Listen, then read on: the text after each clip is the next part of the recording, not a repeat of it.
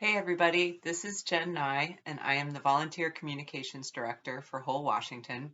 And this training video is dedicated to signature gathering. So this is the nuts and bolts on how to do it. So you're done with your friends and family, and you are ready to go next level and talk to strangers. So good on you.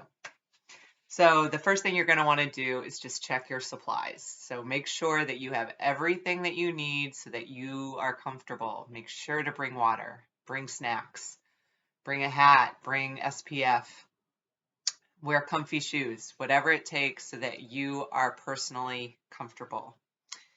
And if it's your first time, I would highly, highly recommend going out with someone. Buddy up, get in our Facebook group or Slack and ask for one. We would love to set you up with someone if it's at all possible. It makes it so much easier on your first time out. And also, as far as supplies go, make sure that you have everything that you need campaign-wise. So check to make sure that your pens have ink in them. Just scribble. Make sure that they're ready to go. Make sure you have enough blanks. Make sure you have a petition board, and make sure you have a backer that has this QR code. Quarter sheets are nice, but I don't rely on them nearly as much now that I have this. This is really sweet. So I think it's kind of important to acknowledge and recognize some emotions that you might be feeling if you're going out for your first time. You might be feeling some anxiety, some dread, and to be completely honest, it's just totally natural. But I can assure you that that feeling does go away. And one of the things that you can do to make it go away faster is to go out and collect signatures on consecutive days.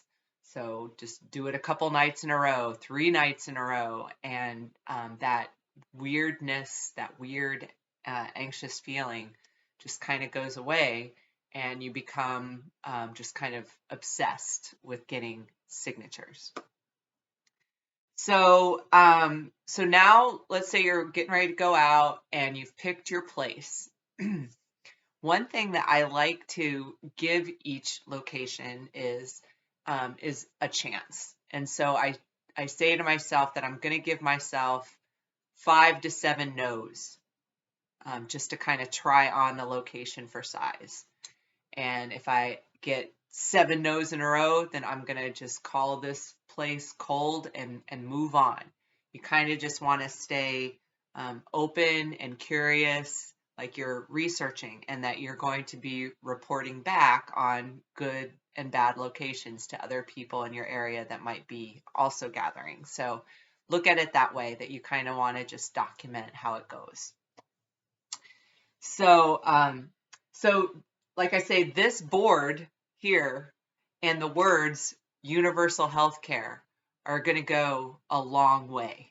Like, this is a hugely popular policy, and people are really struggling with the current system, and they know about universal health care now. So,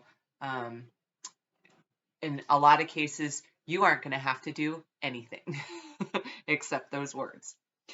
But what you're going to want to do when you start is kind of gauge the pace of the foot traffic. I've noticed that I can adjust what I'm saying according to how many people are going by. So if there's a ton of people, I kind of try and talk to as many people as possible at once. And I just say, hey, everybody, I'm gathering signatures to get universal health care on the ballot. Does anybody want to sign this petition? But what is more likely is that you'll encounter people, as they're passing. And so I kind of slow it down a little bit. And one thing that I will highly recommend, whether you're an introvert or not, is have a human interaction. Let them respond to you. So I say, good morning, and I don't say anything. I let them respond to me. I say, how are you doing? I let them respond. And then I say, I'm gathering signatures to get universal health care on the ballot. Could you sign this petition? If it's even slower, sometimes I can add, I'm a volunteer and I am gathering signatures to get universal health care on the ballot. Can you sign this petition? I think that I will watch their reaction, and if they stop, then I take that as a yes.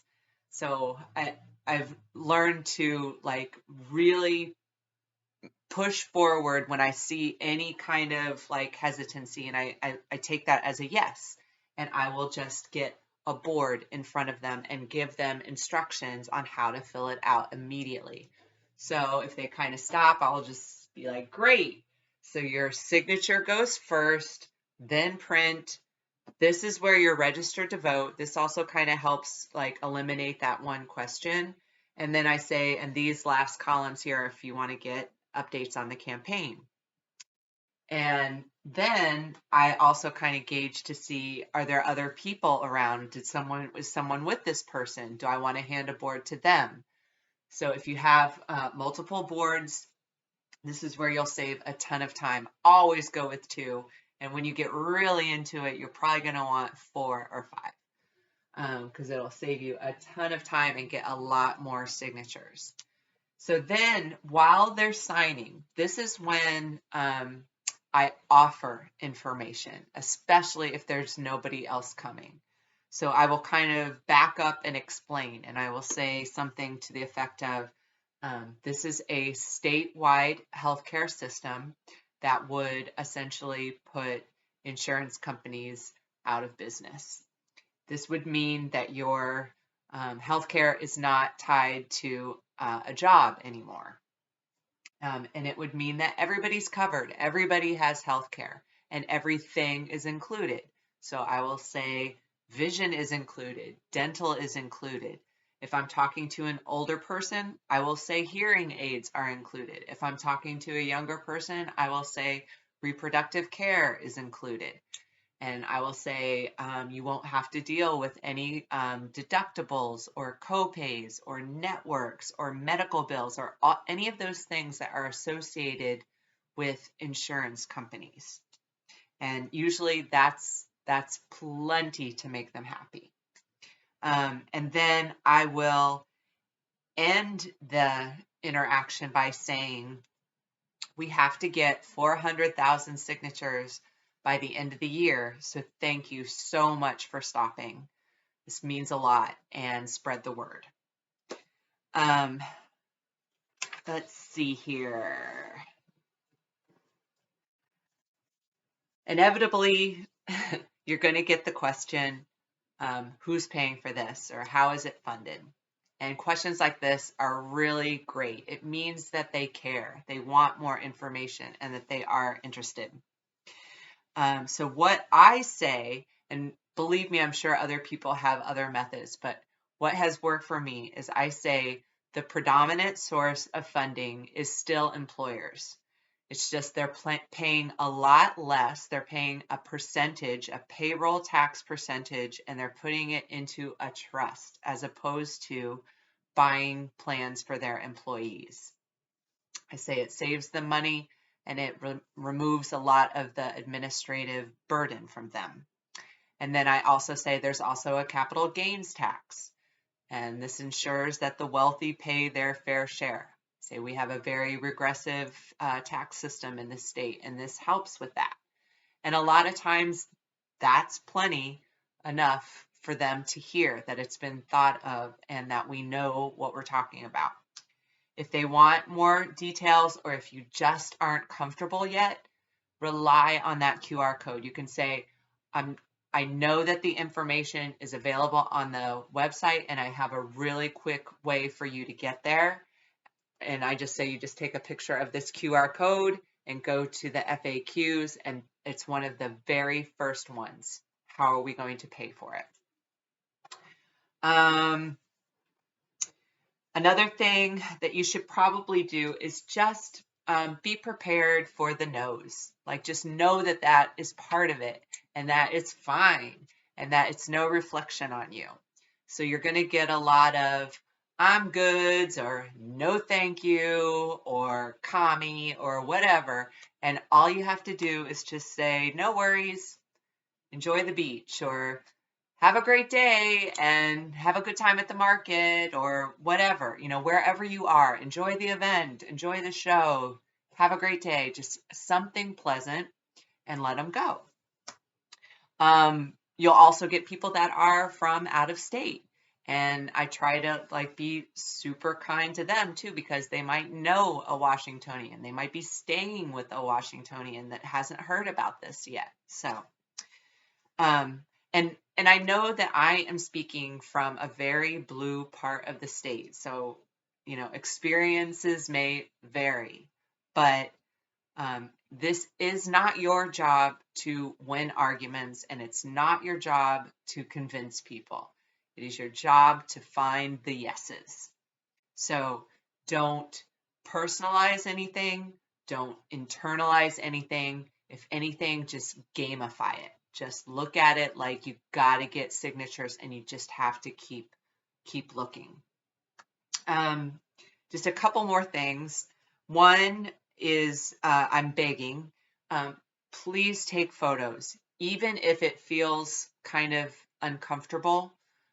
Take a selfie, especially if you're wearing a whole Washington volunteer shirt.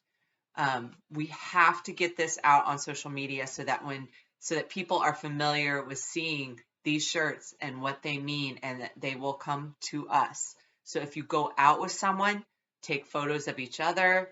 Maybe ask someone to take a photo of you together. I know it could be a pain, but they would be really, really valued, I promise. And speaking of, one thing that you might want to take a photo of is anybody that checks that volunteer box. So get in the habit, when people turn in their signature, to look at what they did. Make sure that they sign. I've had people that just forget to sign. So just kind of check their work. And this way you can also see whenever anybody checks that volunteer box, because that is gold. That you really need to celebrate those moments. That's worth 3 full petitions to me. Someone that wants to be involved in this organization. We need more bodies. So really celebrate those.